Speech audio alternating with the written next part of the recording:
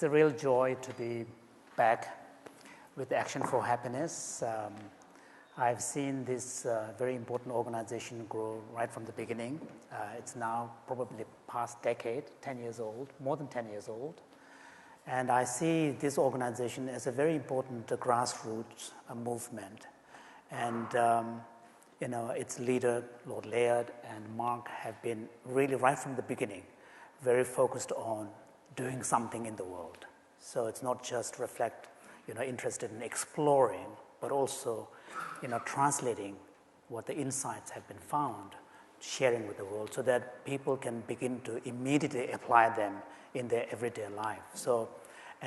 Yesterday I was privileged to be at a special event. There was a dinner, and at that time, we were informed of how it has progressed and how many volunteers are part of spreading the Action for Happiness's 10 principles approach to, living a more conscious life, so that you take happiness and well-being quite seriously. So, for me, it's a joy to be back again, and thank you, Mark, and Action for Happiness for hosting this.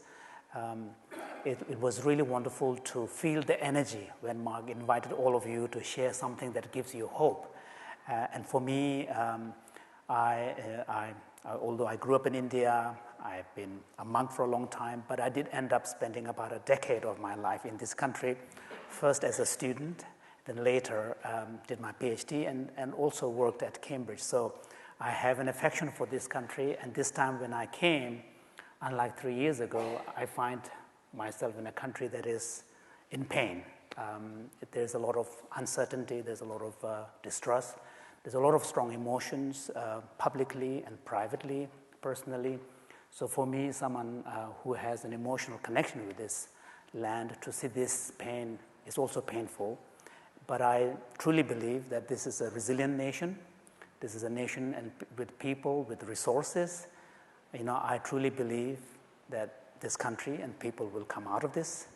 And when it does so, I feel compassion and connecting with common humanity of the other side, whatever side you may be on, is going to be one of the most important part of that healing process.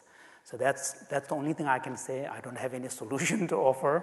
If I do, I'll be talking at a much bigger crowd. But my theme here this evening is happiness and compassion. And many of you will know me in my public life as the Dalai Lama's long-term interpreter. I began in my 20s. Now I'm 60, so you can count. And some of you may have not even been born when I began interpreting for His Holiness. Now I've had that privilege for a long time. And my own work initially really began much more focused on my own Tibetan culture and tradition, because we are in exile.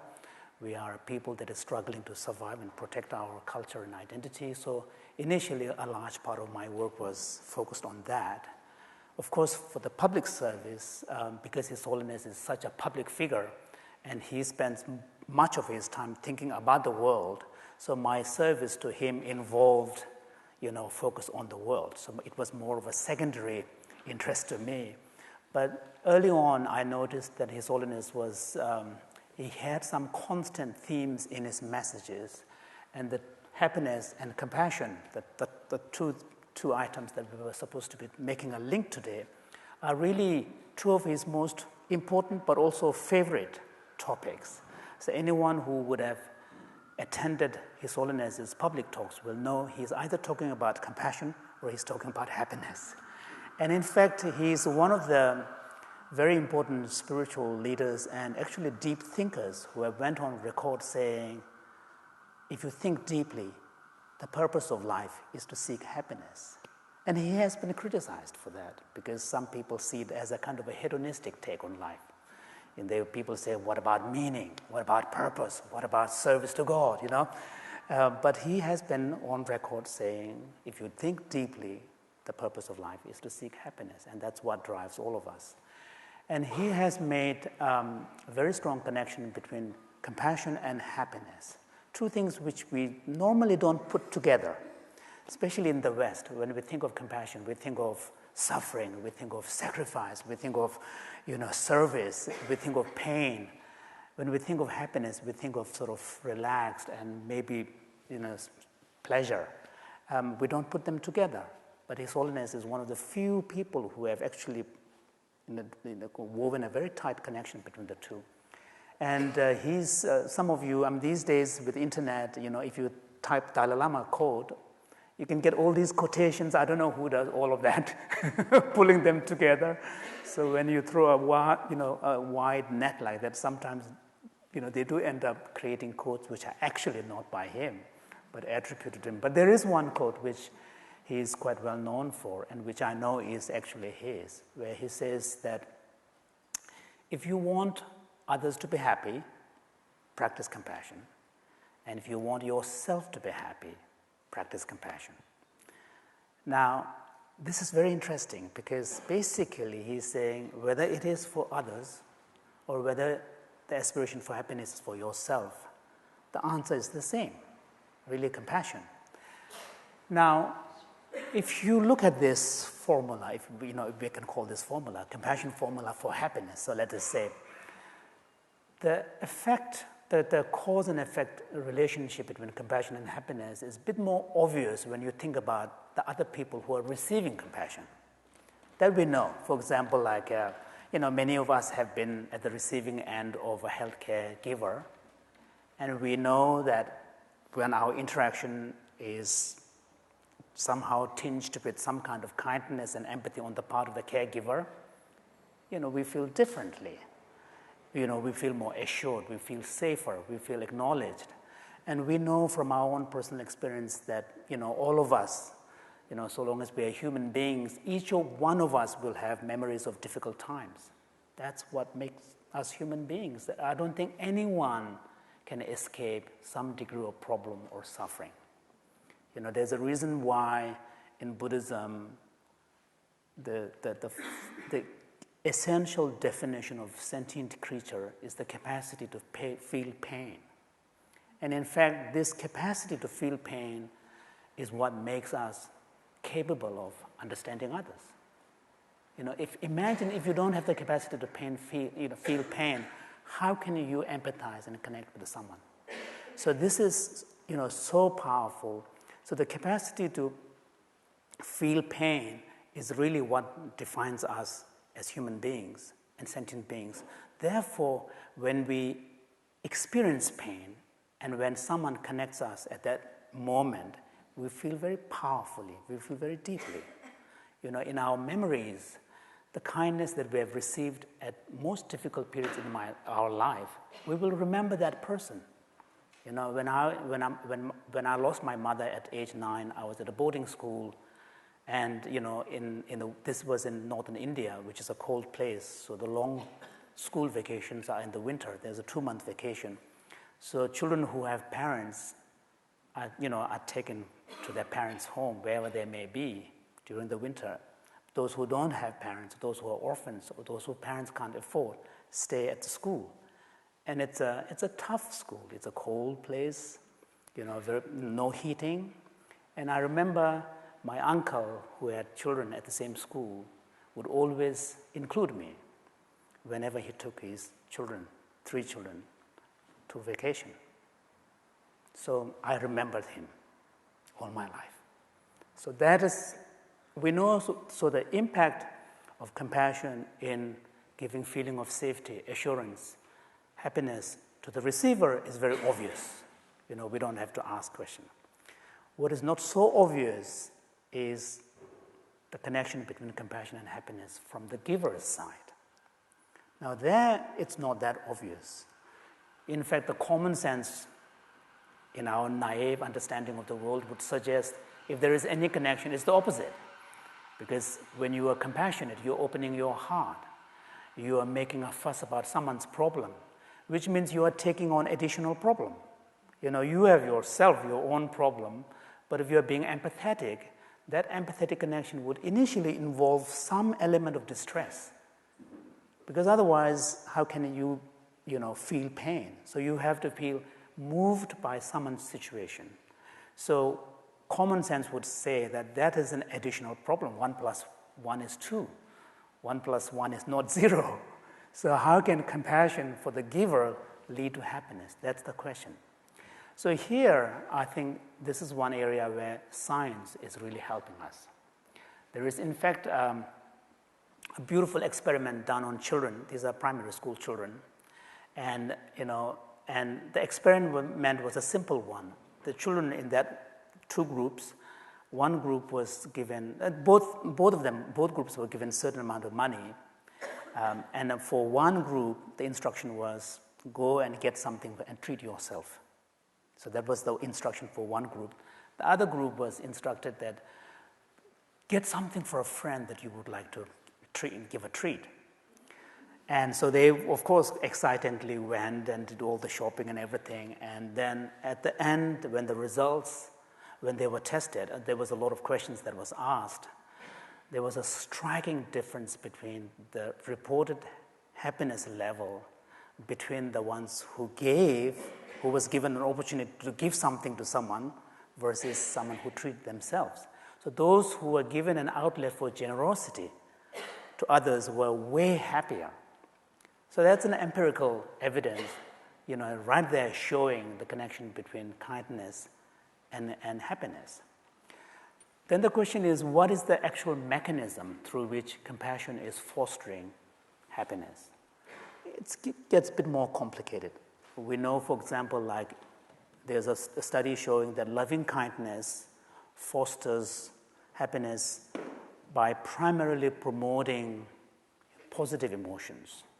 And then this is also the mechanism by which loving kindness meditation buffers against stress. So there's a mechanism. But what is the mechanism that, helps compassion promote happiness? So here, I will list 2 things from a scientific research point of view. One is compassion, fosters social connection.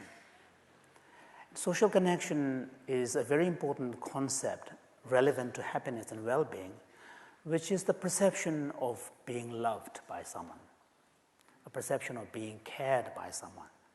And it's not so much a quantity issue. It doesn't really matter how many, people love you. It's the perception that you are loved by someone. And it turns out this social connectedness is so important that there was a study done, longitudinal study, which is still ongoing through Harvard University, which asked people in their 50s a whole barrage of questions. And then 30 years later, they asked the same group of people. Now you're talking about massive studies involving thousands of people. They will ask the same group of people, some of them may have already left because impermanence is part of reality, but those who survive in the 80s, after 30 years, when they compare the data and correlate, among all the variable factors, the thing that is most reliable predictor of longevity and good health and happiness in the 80s is how satisfied they are in their relationship when they were in their 50s. They said that predictor was so reliable, in fact, way more reliable than normal traditional health markers like cortisol levels and so on. So that speaks very powerfully to our nature as human beings. We are social creatures. We rely on others' affection. We thrive, we crave for connection. Some of you will know that my in-laws are in their 80s. Soon they will probably have to go to an assisted living. And I know on my wife's side, some of the uncles and aunts have gone there. And talking to them, one thing that becomes very clear is if they find a nursing home or an assisted kind of senior residence, if you're a guy, if you find a bridge partner there or a buddy that you can talk about sports, that changes everything. That's who we are. It's, yes, up to a point, the physical environment, the facilities do matter. But at the end of the day, what matters most is whether you can find connection. So social connection is no wonder is turning out to be one of the most important elements for well-being and happiness. In fact, there is this guy, who is a New York Times columnist by the name of Adam Grant. He's quite a well-known columnist, and he was saying it partly tongue-in-cheek because right now there is a big, fad about mindfulness and meditation and all the rest, and he's not that enthusiastic about that. And talking about one of the research findings, he said that the connection with others is so important that if you at one point find yourself in a dilemma whether you should, it's about 5 or 5:30, you're wondering whether you should do a session of meditation or whether a friend has invited you out for a drink, his suggestion was choose the latter. So he's being a little tongue-in-cheek, but the point is human connections matter. So that's one important mechanism because compassion requires making connection. The other important mechanism is really how compassion promotes a sense of purpose. And now studies after studies on happiness show that a sense of purpose is one of the most important ingredients of genuine well-being. Sense of purpose, there has been a lot of studies showing the health benefits of having a sense of purpose. Apparently, it prevents the early onslaught of dementia. I don't know how they actually measure this, but those are findings in scientific papers. It prevents strokes. So these are powerful claims, which are physiological, medical claims, but these are findings coming from these researchers from a sense of purpose. So sense of purpose.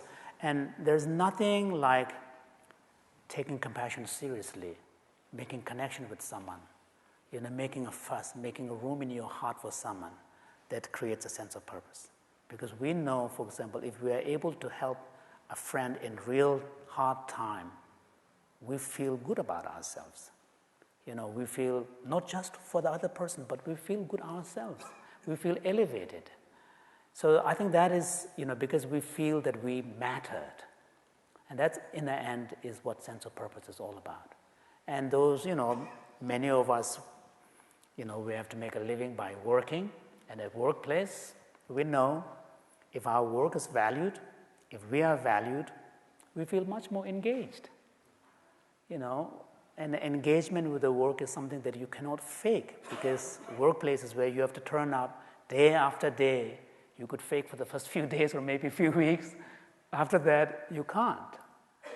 But if you feel recognized, if you feel connected with your colleagues at the workplace, if you find a purpose for the work that you are doing, then you feel much less tired.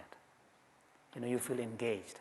And this is what human beings are. It's not just the work volume alone. It's really the emotional connection.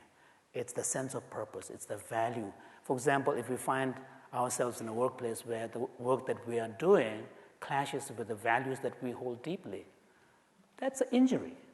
That's a moral injury. And you cannot sustain that type of moral injury for too long. You either have to give up your values or you have to get out of that place.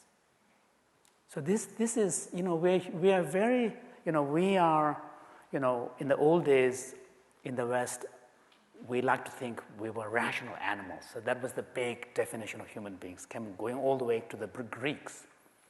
And then later, neuroscientists began to take emotions seriously and started talking about how emotions are in some sense more fundamental than our, the rational part of the brain. And it turns out, evolutionary speaking too, the rational part of the brain comes much later. It's the prefrontal part of the brain. It's much later. So emotions are much more fundamental. So scientists started talking about emotional creatures. But actually they need to now make another claim. We are actually deeply moral creatures, particularly human beings. Human beings are, regardless of, now because of the societies are all secular primarily, so we don't have a shared collective kind of, a church-sanctioned morality that we can all subscribe to. Most Western societies are secular. So in this kind of situation, then we are forced to come up with our own sets of values, and each of us have our own moral kind of, guide, framework. Now, for some of us who have been trained in philosophy, we probably this kind of framework is more self-reflective and critically, thought through. But most people don't pay that kind of attention. But even then, all of us have values that we hold dear. And the test is when we are confronted in a situation where we find conflict with our values, that's when we notice whether something is that we care. For example, for a lot of people, it's justice. For a lot of people, it's fairness. For a lot of people, it's treating the less fortunate ones, more kindly. So whatever it is, each of us has values because we did not grow up in a vacuum. We grew up in a cultural context, our own parents, the cultures that we're exposed to. So over a long period of time, we, absorb, attitudes, values. So we are also, in addition to being rational and emotional creatures, we are also moral creatures. And the essential question of morality is, how do I treat the other person in front of me? And that's, simply put, that's the fundamental moral question. And we are confronted with that question all the time, whether it's in our family life, whether it's in the workplace, or whether even it's on a subway, or tube, I should say here. Now I'm in England. So I think that, and we always act from that place. We may not think ourselves as a moral person, but we are always making these kind of moral, action. So I think the sense of purpose, matters because sense of purpose is tied to our values, and values are expressions of our moral principles. So compassion, because it fosters a greater sense of purpose, it also leads to greater happiness. So in these two things, we can see the powerful mechanism through which compassion connects with happiness. But I would also argue, and I haven't seen the research here, but I would also argue compassion is related to happiness because compassion tends to promote a more resilient mind. Because a large part of our stress really comes from excessive self-concern. Our vision of the world has become too narrow, and we don't leave much space, both in our mind and in our heart, for others. And in that kind of perspective and relationship with the world, when something happens, it looks huge. So it's like looking at something close up like this. Whereas if you take if you push the hand further and look at it, you can see it within a larger context. And with that perspective, you see the things in a much better proportion. So what compassion does is to really expand our perspective, give us a bigger room, both in our mind and also in our heart. And in that space, we know we are more resilient because we are able to, we don't, first of all, immediately self-beat ourselves by saying, why me, all the time. Because why me is coming from a very narrow self-focus. Whereas if you are confronted with adversity and difficulty, if you don't have that kind of narrow vision, then you're able to see it as a human experience. It's not just you. Others are also suffering.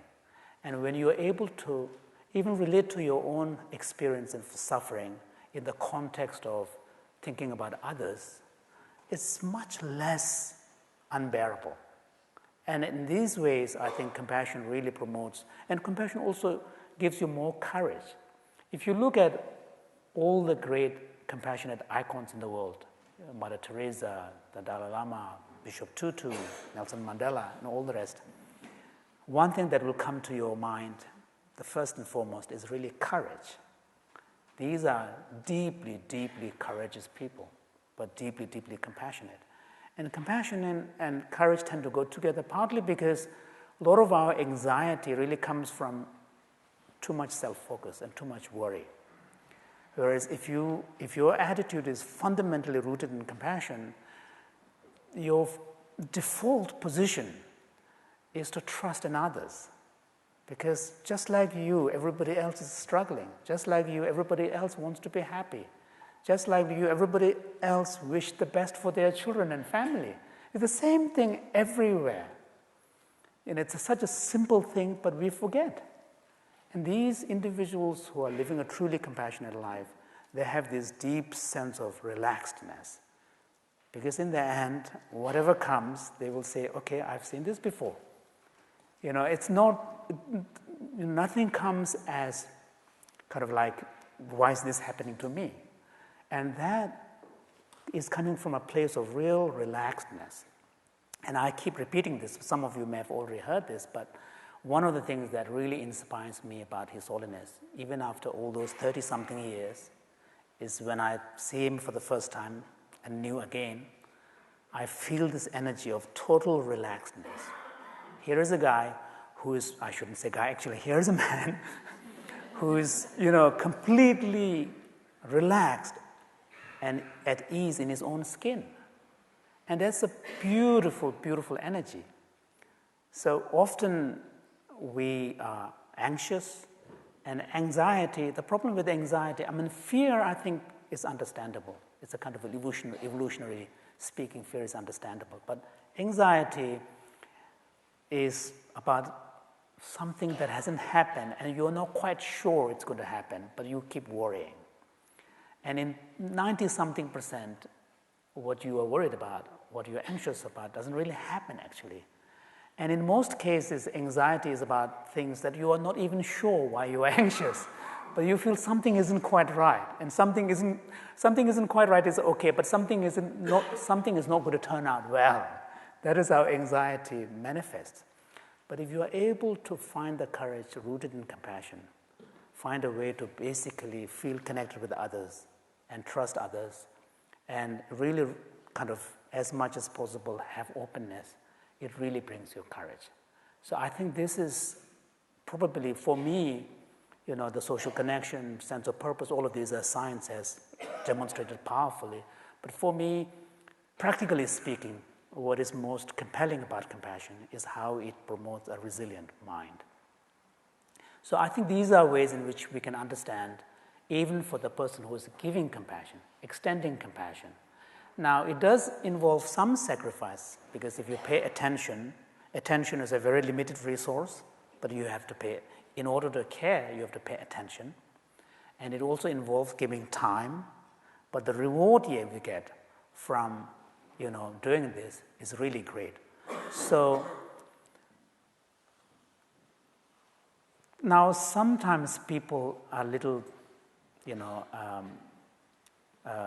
they find it a little interesting that someone like His Holiness, and therefore like myself, when promoting compassion, we're actually using self-interest arguments.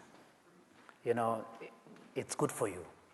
And it may seem really slightly paradoxical, but I think it is important because there's quite a lot of cultural resistance that we need to get over. Because people are afraid about compassion. And culturally, there's also some suspicion about compassion. When someone is being kind to me, you start wondering, oh, this person might have an agenda.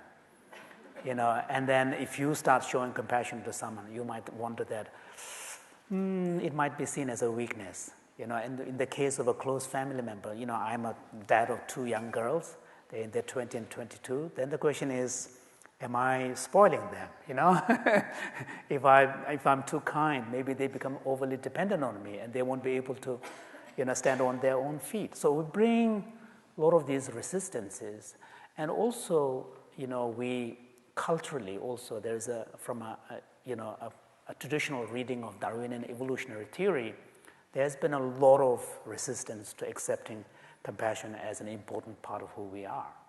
There is this, I think last time I quoted that, there was a famous American psychologist who said, scratch an altruist and see a hypocrite bleed.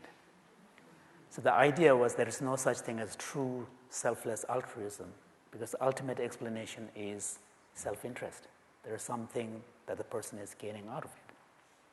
So there are these cultural resistances. So I think thinking about the connection between compassion and happiness is part of overcoming those cultural biases. So I think it's helpful. Now the good news about compassion is it's natural. Now even the evolutionary biologists accept it. It's the science that's way gone. Nobody disputes that. If you see this in non-human primates, why won't you want to dispute it to human beings? So the compassion, the good news is it's natural. It's not a skill that we have to learn anew, okay? We don't have to learn it from religion. We don't have to learn it from philosophers. We don't have to learn it at university. But the bad news is we don't tap into it. Most of us, unless we consciously kind of make an effort, we tend to leave it at the level of response. So when a situation triggers it, we allow it to come, or sometimes we block it. So then compassion becomes like any other things that we have, anger, jealousy, whatever. When situation provokes it, we become angry, we become jealous. When situation provokes, it triggers it, we become compassionate. And we leave it only at the level of response. So in this way, we are not able to tap it into its power. And we also tend to reserve it for a very small group of people, to our friends, to our family, and so on. And this is one area where compassion training, taking a more conscious, systematic approach to developing that part of who we are, really becomes important. So, I've been fortunate to be able to have the opportunity to develop one such program called Compassion Cultivation Training, it's CCT. And CCT is developed as a secular program. And CCT and other programs like mindfulness programs like MBSR are really very important examples of how a synthesis of ancient techniques and practices, when it comes together with modern scientific research and clinical applications, can produce synthetic offerings that really address contemporary needs and challenges. And I know there are critics who question these kind of appropriations, and I'm part of that Buddhist community. I actually see this as a great offering. I don't see the point of criticism. In any case, if you are serious about Buddhism, Buddha, talking about his teachings, he said, I taught one thing and one thing only. He said, I taught about suffering and how to alleviate it, how to remove it. So programs like CCT and MBSR are really motivated by people who are creating it with the aim that somehow bringing the two together could lead to applications that can be used more universally. That really is agenda of that. So, and one of the reason why training is helpful is what the training aims to do is to help us consciously connect with the natural compassion that we all have, so that we don't leave it at the level of response. It also helps us how to make compassion part of our everyday intention, so that we don't have to rely just on situation triggering it. So we can actually make it consciously part of our intention. And secondly, we also learn to expand the capacity of our empathy so that it's not reserved only for a small group of people, people that we love. And we are capable of cutting through that shell, even towards a stranger, but only in extreme situations. If the stranger is totally bleeding or screaming or lying then we get out of that shell and connect right away to the person.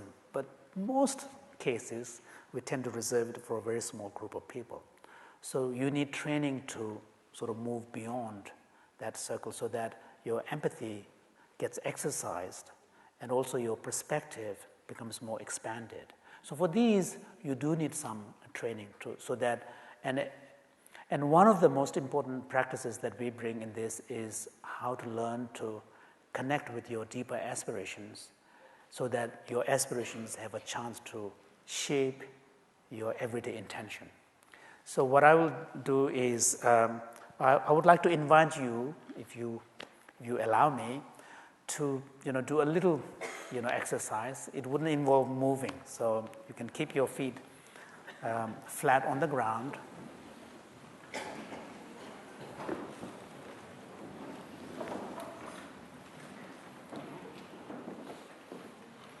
And then you can just bring your mind sort of together by choosing to focus on your breath.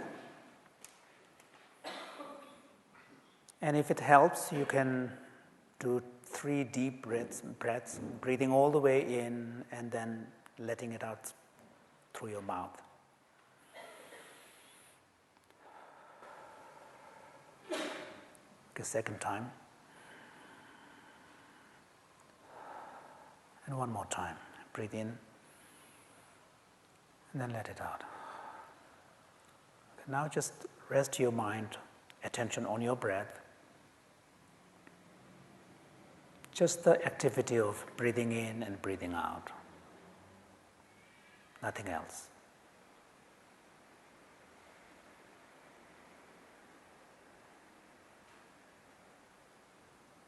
And then notice the energy of the mind slowing down.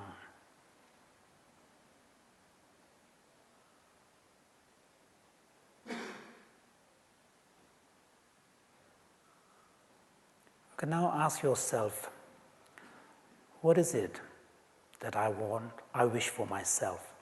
What is it that, from the depth of my heart, I wish for myself? Let whatever comes up, just let them come up and just simply acknowledge them. If the answer is happiness, good health, meaningful relationships, loving family, prosperity, less problem, less stress, whatever it is, let the answers come up. And if nothing pops up, it's okay, just stay with the energy of the question.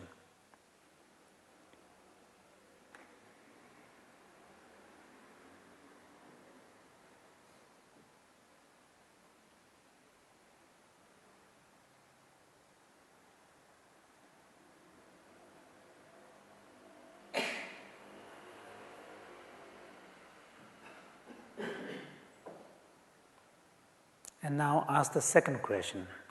What is it that I wish for my loved ones? The people that I deeply care about. What is it that I wish for them?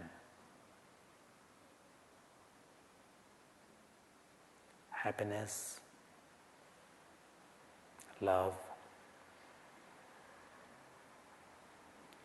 good health,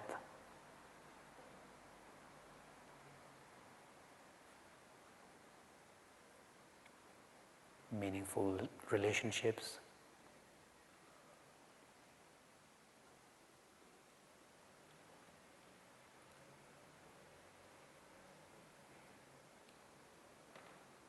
less pain,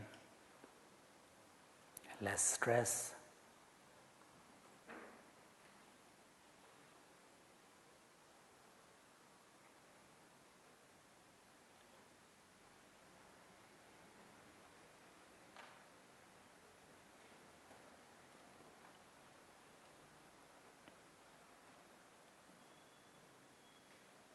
and then ask the final question. What is it that I wish for the world?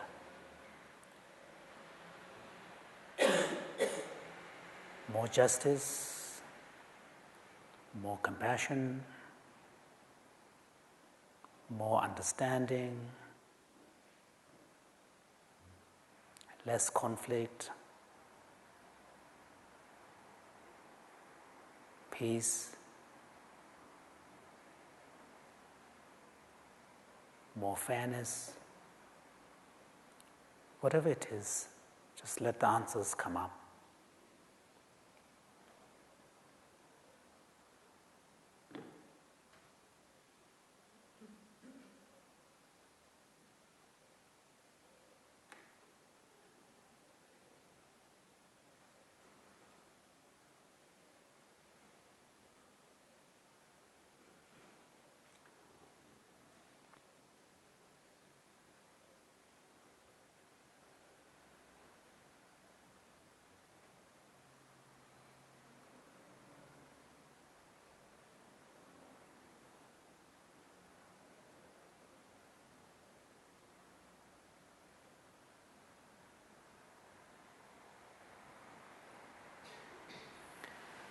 Okay, now you can bring your attention back on your breath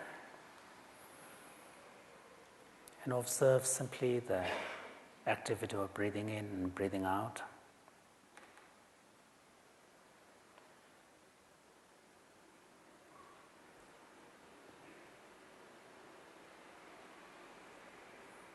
And then your attention back into your body, especially where you feel points of contact.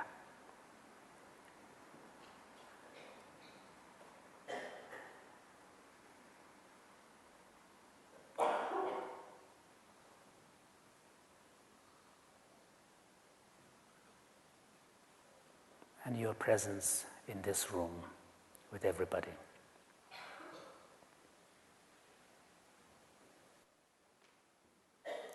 Okay, so if you're willing, you can now open your eyes and turn to your right and left and give a nice smile first.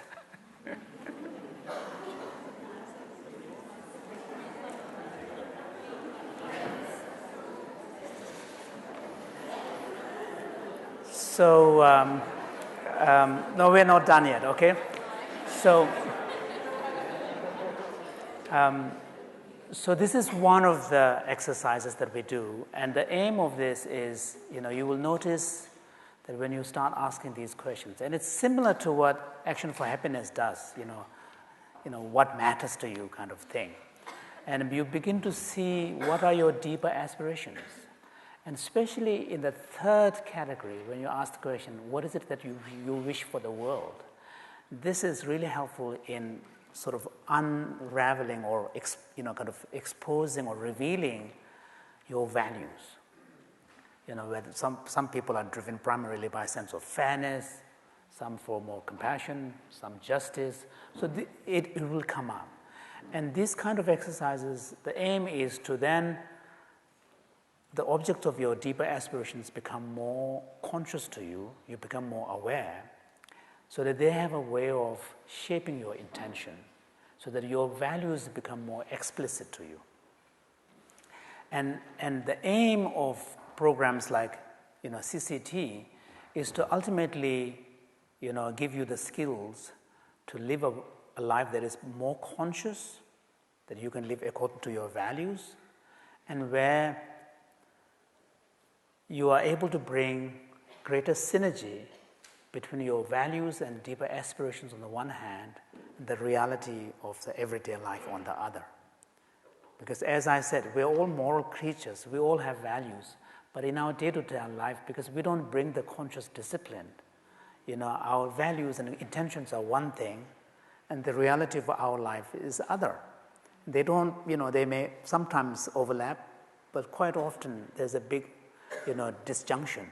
And so the programs like CCT really help individually to be able to connect your values and aspirations with the reality of everyday life. And that is done through making compassion part of your everyday intention and also a perspective from which you relate to the world. And in the end, if you're able to live a life more consciously, more proactively, according to your own values, then you are living a truly free life, because you are living your life according to your own terms. And that is also one of the most powerful of promoting happiness, not just for yourself, but also people who are in your life. I think that is really important to remember. Now, CCT, I'm not going to talk much about it. In fact, before I finish talking about CCT, I would like to acknowledge Emily Oliver. If you could stand up. She is a London-based CCT certified instructor. She has ongoing classes. It's an 8-week class, once a week, 2-hour session, which includes guided meditation, pedagogy, and a lot of exercises, diet exercises. And it's a structured program taking you through 6 steps. So Emily is based here, and so one of the reasons why I came to this country is to draw attention to the program that is available here. So I think if you could pay attention, that would be helpful.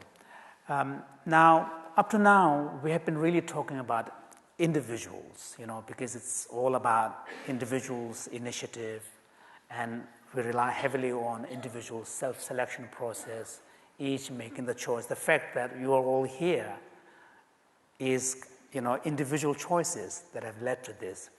But if we are truly serious about changing the culture, changing the world, we need a bit more strategic approach.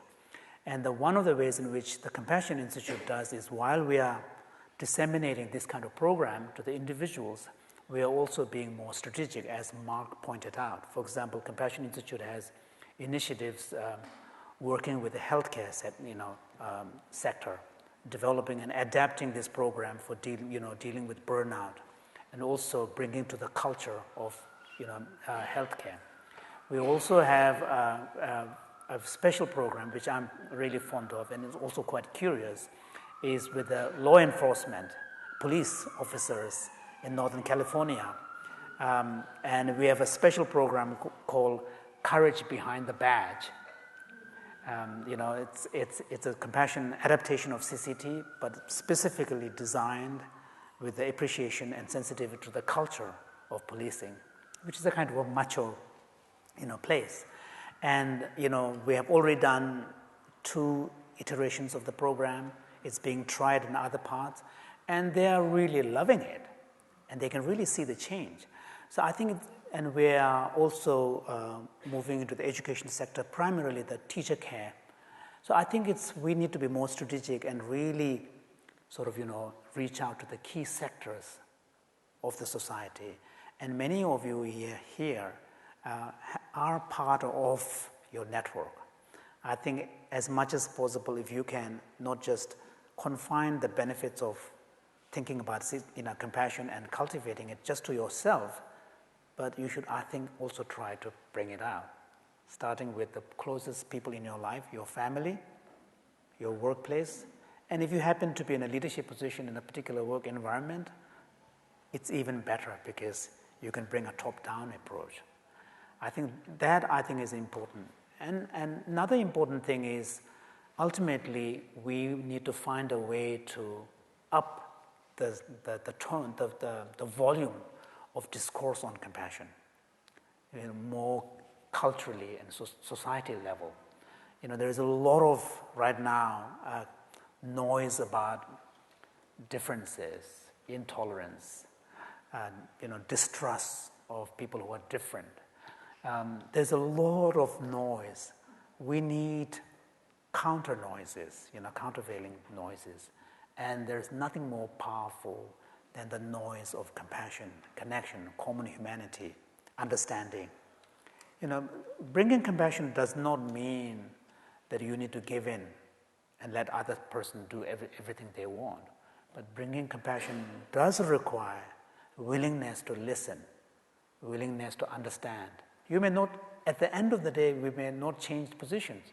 Each side may retain the same views, but at least each side would have given the space to have the other person feel that they have been listened to. So those are powerful tools, and in this particular time, I think we really need it, because the world is going through a rather confusing time where, through the power of social media and all of this, whoever has the loudest microphone seems to be able to make the loudest noise that is noticed. So I think those of us who take seriously about how to promote greater happiness, how to promote compassion, how to promote more justice and peace in the world, I think we also need to think seriously about how can we bring up the societal level discourse on these kind of values. Because I think my own sense is that if compassion and common humanity, appreciation of common humanity is not part of the discourse, I can't see how many of the challenges that we are facing could be resolved at all, including environmental crisis. Environmental crisis requires our ability to empathize with future generation, our ability to empathize with the animals that share the same planet with us. It really calls for our human capacity for empathy and compassion. And without using the language of compassion and those kind of empathy, I can't see how many of these problems can be actually even addressed.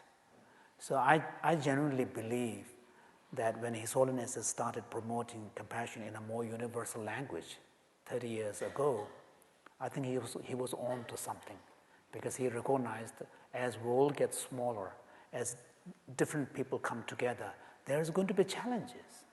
And challenges are going to be, how do you accept the other person, the other group that looks different from us, that speaks different language, that worships different, in a different way. And that ability to really feel at home in the midst of all of these differences will call upon us to find something deep in all of us, to rise above all of those differences and find that commonality, which is the shared human condition. And I genuinely believe that without bringing compassion in some form or another, even the crisis that you are facing here, I don't think can be resolved. So I think compassion, the time for compassion has come. And I, urge all of you to really be ambassadors and champions of this way of looking at the world, and this way of relating to others, this way of dealing with the problem of the world. So before I conclude, I would like to read very briefly. I know it's I'm supposed to end fairly soon because we have another Q&A. Two short passages, one from Archbishop Desmond Tutu and one from His Holiness the Dalai Lama, from a book that I had the privilege to be part of. It's based on a 5-day dialogue between the two, and it's called The Book of Joy. And the theme of those 5-day dialogues was joy. And after 5 days of conversation on joy, the nature of joy, the means, the obstacles, how to cultivate and all of this, I'll read from the conclusion, okay? So this is Archbishop Desmond Tutu, and he was speaking to a group of Tibetan children at the Tibetan Children's Village. So I quote, he says, if we think we want to get joy for ourselves, we realize that it is very short-sighted, short-lived. Joy is the reward, really, of seeking to give joy to others. When you show compassion, when you show caring, when you show love to others, do things for others in a wonderful way, you have a deep joy that you can get in no other way. You can't buy it with money. You can be the richest person on earth, but if you care only about yourself, I can bet my bottom dollar you will not be happy and joyful. But when you are caring, compassionate, more concerned about the welfare of others than about your own, wonderfully, you suddenly feel a warm glow in your heart because you have, in fact, wiped the tears from the eyes of another. I mean, isn't that powerful? I mean, you can even feel Archbishop's playful energy there. Now, I'll read a short passage from His Holiness. This is towards the end of their dialogue. And I quote here, he says, after meeting with so many people, thinkers, scientists, educators, healthcare professionals, social workers, and activists, it is clear that the only way to truly change our world is through teaching compassion. End of quote. Thank you.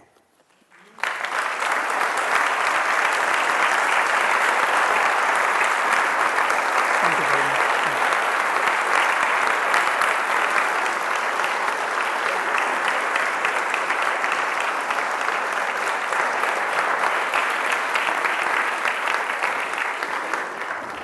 Jinpa, thank you so much. Can you hear me, folks? Yeah, great. We will come to the audience in a moment for some questions. I just wanted to continue this really, really thought-provoking theme and just ask a couple of things that have certainly been on my mind and I hope are of real relevance to all of us this evening. Thank you so much for sharing what you shared, Jinpa. Last time we were together, you said something that had a really profound effect on me. Somebody in the audience asked, in all of your years of working with His Holiness and thinking about compassion, what one piece of advice could you give to us about how to live a happier, sort of more meaningful life, which I thought was quite a big, challenging question. You've all mentioned so many of these things tonight already, but you said whenever anything happens, I just ask myself, or you can ask yourself, what's the most compassionate way to respond right now to whatever's happening? And that really struck me, and I found myself encouragingly, in some instances in my life, an argument in the family, something at work, where I have been able to think, what's the most compassionate way to respond right now? But in other times, I've looked back at a situation where I responded quite uncompassionately, or at least frustrated or angry or someone. So my question really is, it's very easy for all of us to think, I'd like to be more compassionate, Sure. but in that moment of tension, anxiety, anger, how do we keep that desire front of mind so that we can put it into practice rather than looking back with a little bit of regret later that we were not able to be as kind as we wanted to be? Well, that actually is one of the most important questions. And I don't think people should have short-sighted expectations. These things, because we are now here talking about habits of the mind. And, unless you are age 2 or 3 or very, very young, by the time you are in your 20s, 30s, 40s, you have actually internalized a certain way of responding to situations, which has become part of our habitual pattern. So, but what we can do is, this is where I think intention setting becomes really crucial. Because when you are consciously setting your intention, you have the luxury of being in a composed state of mind. You are not reacting. So you're choosing, that's why sort of settling your mind, quietening it before you do setting your intention is a good thing, because you have the luxury of a composed mind. That's when you can call to your attention and bring to your intentions. For example, say if you are struggling with anger issues, you tend to be short-tempered. You can say, okay, and then you have to be more practical. You cannot say, I'm not going to lose temper for the whole day kind of thing. But you have to say, okay, as much as possible today, I'm going to be less reactive, less short-tempered. I'll see if I can catch myself earlier. And at the end of the day, you look back, and then when you see, and it's very difficult to bring that intention at the moment of heat, because it's, we are emotional creatures. And when we feel threatened, we will lash out. But as you do this more and more, I think it changes. And looking back is quite a good thing, but you should do it in a much more constructive way than beating yourself, especially when you fall short. So, and one constructive way to do that is, how would it have looked differently if I had actually brought compassion into the picture? So reframing that interaction so that because one of the beautiful things about human beings is we have the power of imagination. We can actually imagine a future and work towards making that real. Probably only human beings have that capacity. Not so sure about birds who make those beautiful nests if they actually have a picture of what the final nest should look like. But we humans have this capacity. So I think using that power to reframe, to imagine what situation would have looked like. So it's a self-correction, but you should always do it. You shouldn't put. I often say that you should have a high ideal, but not a too high standard to judge yourself. So I don't know whether that makes sense. Well, that's a form of self-compassion as well, isn't it? Exactly, exactly. Because you want a high ideal because you want something that would inspire you, okay? But you want a standard that is more realistic to evaluate your progress. And that, I think, is a really good one. Thank you. And then you mentioned towards the end there about the very real challenges we face in our culture. And I know you've only been in the UK for a few days, but I'm sure you're aware of some of the chaos in our political landscape at the moment. And yesterday, for anyone who was watching the dialogue in our parliament, it was one of the least compassionate displays I think I've ever seen. And one of the things I think is going on in modern politics and in modern current sort of discussion is that we're beginning to lose our ability to listen to people that we disagree with. And the polarization comes from, I've got a view and you're either with me or you're against me, you're in my tribe or you're not. Sure. And what I think I see in our politics in particular is people who have differences of opinion, but then use that to assassinate each other's characters rather than disagree on the point. So we will always have people we disagree with. We will always be on different sides of political discussions. Sure. How can we disagree compassionately? Yeah, that's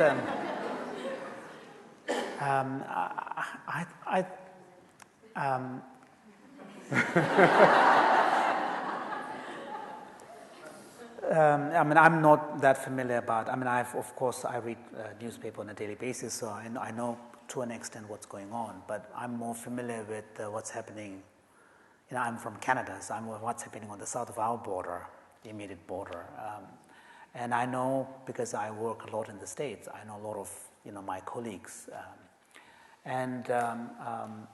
I think one of the problems is that there is even on the part of people who see themselves as truly progressive, truly sort of enlightened, when it comes to political differences, there seems to be a real reluctance to listen to the other side.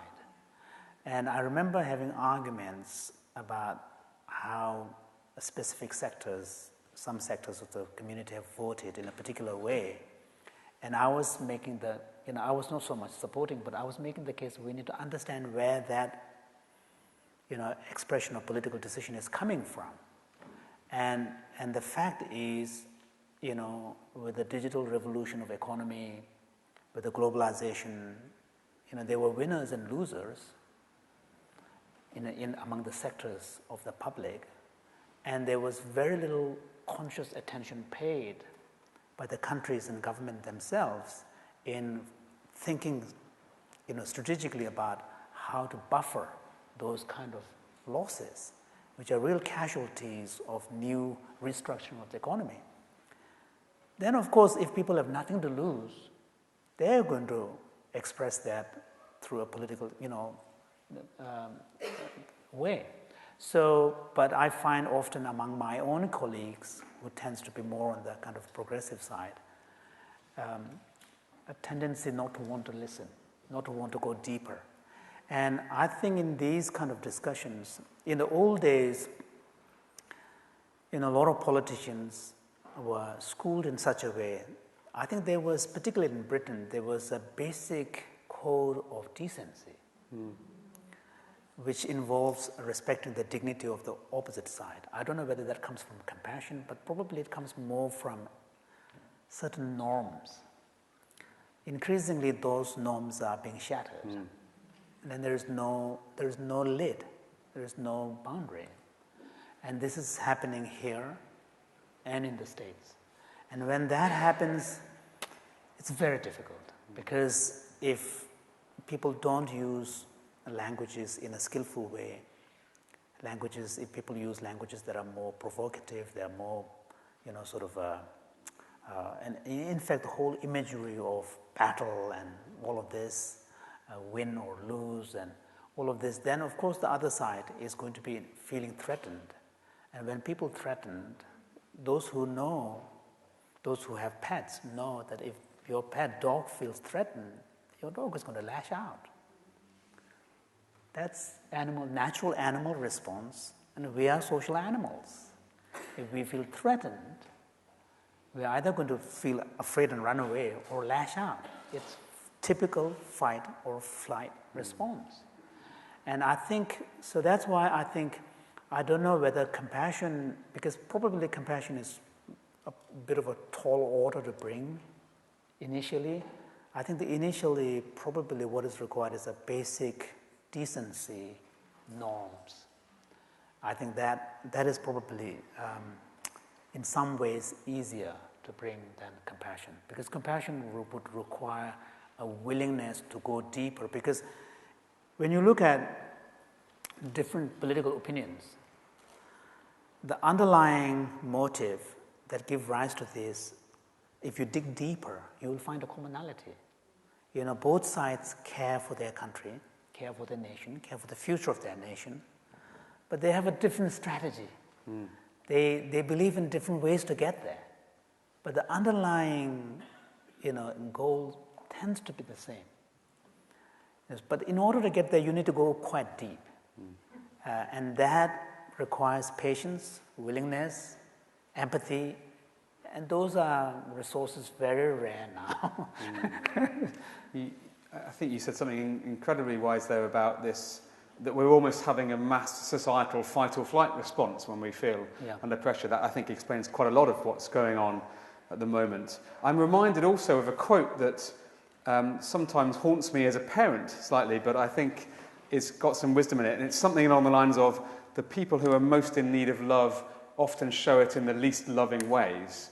And I think what that means is that often it's perhaps the least compassionate behaviour. What it really represents is people who are most in need of compassion or have most suffered. And so it strikes me when you see a lovely audience like people here this evening, and of course many who've embraced the Action for Happiness movement worldwide and go on your courses and so on, that these are people who are either part of the early adopters or, ready to hear this audience, or they're sort of able to be converted to this way of thinking. But perhaps arguably the people who need to hear this most are the ones who've been treated least compassionately, are dealing with most trauma, and are perhaps least likely to come to an event like this. So how do we reach the people who perhaps are showing their lack of love in the least loving or least compassionate of ways? How do we help reach those difficult sectors that aren't listening? One of the things that my Compassion Institute's executive director, Casey Branscombe, she has been volunteering as our ED for the last 3 years. One of her dreams, and which we were not able to fulfill yet, is to offer a CCT class on Capitol Hill, where the Congress representatives from both aisles will participate together, because CCT involves a lot of diets, exercises. We haven't been able to do that yet. We will see, but one thing that we have done is we have something called Compassion Core grants, and which offers grants. I think, Emily, you taught one of those here. And this is, we ask the CCT instructors to find specific needs area where a community could benefit from these kind of courses, but they may not have the means to pay for the classes. So the Compassion Institute subsidizes so that the classes could be offered free. Now, of course, we have a limited budget for this, and I think that's one way of doing it. I was recently in Louisville, and I met with the local CCT instructor, and she has taught one of those classes in a very, very moving but painful environment where single mothers who are recovering from addiction have to go through a particular program before and then tested before they can be reunited with their children that has been taken away by social workers. Imagine being a mother, young mother. Your most precious thing has been taken away by society because the society deems you not in a position to care for your child. So, and part of that, the CCT instructor offered the CCT, and we funded it. And I met, when I was in Louisville, they asked me if I would, give an hour of my time to sit down with those who have taken the class. And it was one of the most moving experiences. The pain they shared, but also the revelations they experienced through this class. And large part of that is probably a genuine bonding that happens. Because in many cases, people suffer because they don't feel others care. They don't feel love. It's this social connection again. And so I think, I think your organization also does a lot of volunteer work. So I think organizations like ourselves probably need to be a bit more strategic, so that our program does not get confined to people who can only afford. I think is innate. Well, that's a very good point, and that's why all of our volunteer-led courses with Action for Happiness are run on a donation basis, so they remain accessible to everyone. In a moment, we've got some microphones. I'd love to hear questions from the audience. I'm just struck by what you said about training congressmen in compassion and so on. Richard Layard, who's here, and some other colleagues have had some great success in getting members of the Parliament and members of the House of Lords to take meditation classes, mindfulness classes. I wonder, Richard, could we get them to take the compassion training course as well, potentially? What do we think? I think it'd be a very good thing. But I want to ask the question. Oh, well, okay. Well, I will use my position as being on stage and ask. Let's hand Richard the microphone for the first question, and then if we've got another microphone at the back, and a show of hands. So after Richard, gentleman in the yellow jumper, Adam. Thank you. So my question is compassion training people how to think or how to feel? Because these are different parts of the body. It's true. And mindfulness is certainly very much to do with how you think. It's what goes on in your head. Yes. Where is compassion training? I mean, my feeling is that this issue is not coming across strongly enough, that this is something about the heart rather than the head. It's primarily about the heart, but the opening of the heart involves changing your outlook, the way you see yourself, the way you see others, and the way you see the world. So there is a mindset changing that is part of it, and then connecting your intention, everyday intention, with the compassion as a perspective, as a standpoint. So it's a bit more complex process, but the primary focus is really the heart. So it's complicated. It's feeling as well as thinking, definitely. Exactly, yes. Thank you. So gentleman in the yellow top, and then maybe we'll hand it on to the lady just in front of you afterwards. Thank you. Thank you for being here today. If my memory serves me correct, it's almost 4 years ago exactly that His Holiness was here talking to us with a number of other speakers as well. So it's lovely to be reconnected with that moment as well. You talked about compassion being innate, so we all know what it is, we can feel it, we know what the advantages are of it, and you did mention vulnerability, but what else do you think it is that stops us being generous with our compassion? That's a really good question. What stops us? I think probably fear is an important part of that, because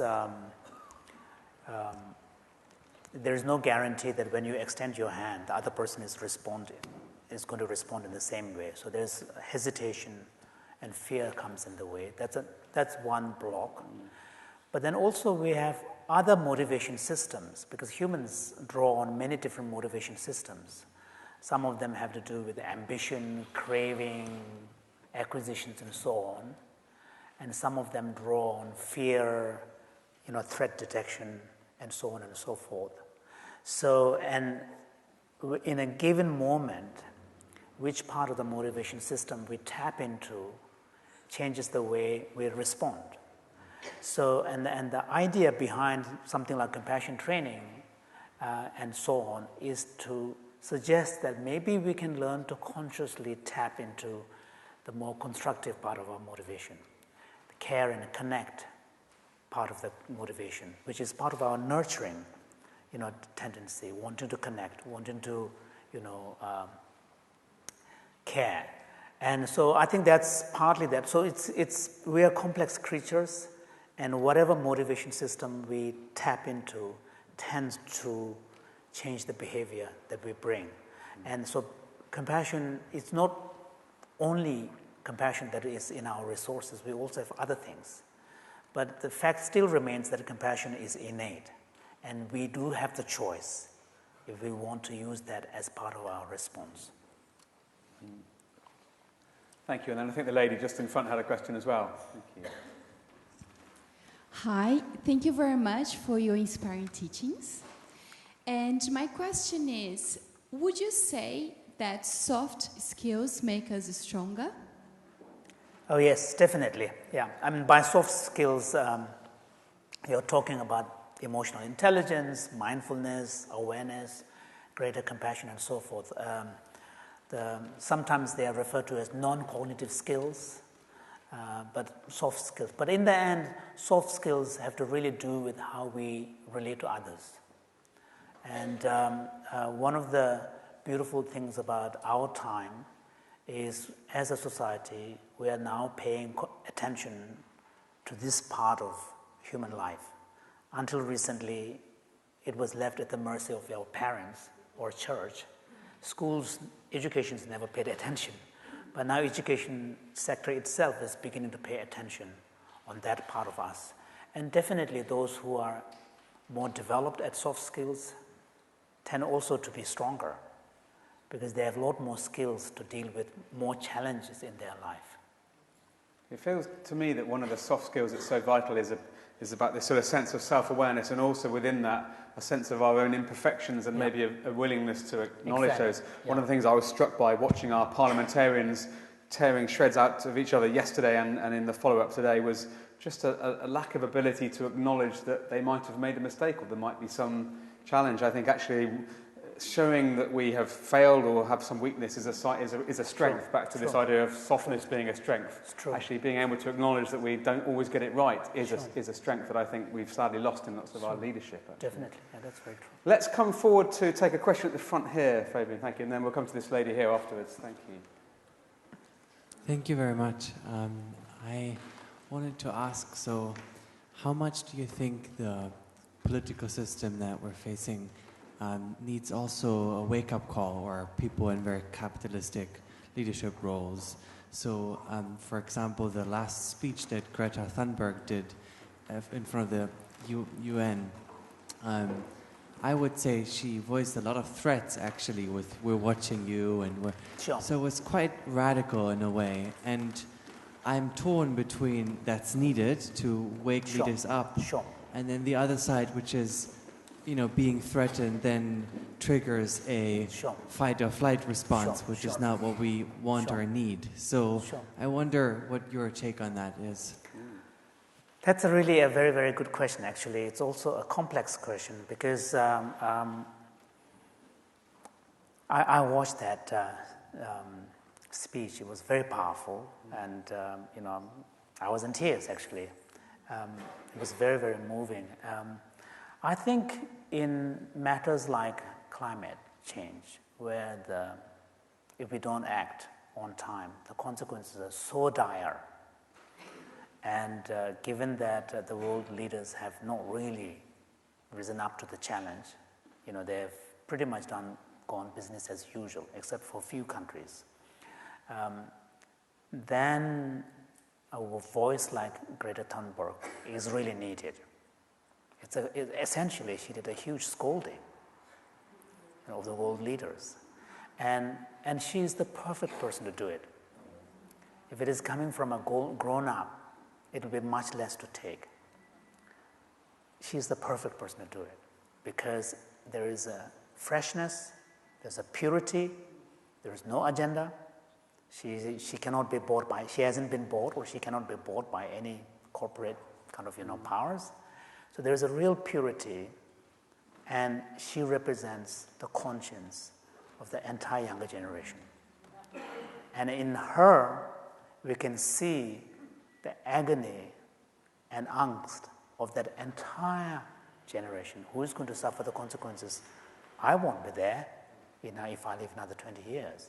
Probably 20 years would still be, maybe the planes may be a bit more bumpy, because of the turbulences and so on, but it's not going to be that drastic. But in 40, 50 years, the world, if we don't act, is going to be very, very different. So I do feel that soft approach is not always the best approach. Gentle approach is not always the best approach. Sometimes even compassion would suggest you need firmness. And what she was doing was showing that. And I think she hit the perfect tone because world leaders and grown-ups will remember. Well, I think it was a lovely example of the phrase you used, a sort of wake-up call. Yeah, it is a wake-up call. It is a truly wake-up call. It's a very good question and a lovely answer, thank you. Let's come to this lady here. Hello, and thank you very much for your talk. I love that. I do sort of soft skills training, and one of the areas... Yeah, you need to speak a bit louder, yeah. It's I on. think it's on. I think you just need to hold it a little bit nearer. Is that better? Yeah. Okay. So I do sort of soft skills training, and one of the areas look into is empathy and compassion. And I'd love to know your thoughts on which do you think is quite tiring? Is being compassionate more tiring than being empathetic, or vice versa? Because they use different sort of skills and. It's true. So which is more tiring, Which is empathy or more compassion? tiring, Maybe you empathy. could remind us of the distinction between the Yeah. two and then explain which affects us differently. Until recently, we tend to use empathy and compassion interchangeably. In fact, if you look at the early literature on bringing compassion into the healthcare sector, particularly in the palliative care, which is when the emphasis is not on cure, it's on care. Much of the literature talks about empathy rather than compassion. But now there is a finer differentiation. And also now there's the beginnings of a brain mapping that shows differences, even on the brain level, between empathy and compassion. So briefly put, empathy is the emotional part. You can either feel for or feel with, so it's primarily emotional. Compassion is empathy plus something, which is the wish, the motivation side, wanting to do something. There's an action readiness, and at least wanting to see the situation changed. And if you are more action-oriented, then compassion might manifest in the form of wanting to do something yourself, about to change the situation. So from an experiential point of view, empathy and compassion will also feel slightly differently, because when you are in the state of empathy, the focus is really on the problem and the need, and you are emotionally resonating with the experience and situation. Whereas when you are able to bring compassion, focus will also include seeking solution. And there is also an action component to this. So, and there's been some work done, but in terms of what is more tiring, of course, emotion is going to be more tiring. So that's why I think this distinction between compassion and empathy has important implications for training health, caregivers, not just doctors and physicians, but also, many of us who are in their 60s probably have elderly family members that you are giving care. So informal, the scientists refer to them as informal caregivers. So we are constantly, confronted with painful situation, constant need. So in those kind of situations, I think, if we can move from empathy to compassion swiftly, I think there's a less chance of burnout. Because empathy, emotional experiences generally are not supposed to last for too long. Emotions are powerful, fleeting experiences, and from an evolutionary point of view, they are powerful signals telling you something important is happening, pay attention. And then you are supposed to respond. So that's why most of our actions tend to be preceded by an emotion. The emotion is what makes us act.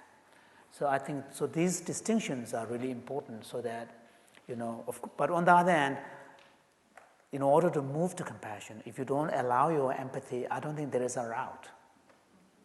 You have to suppress yourself. And if you suppress yourself, you're not going to care.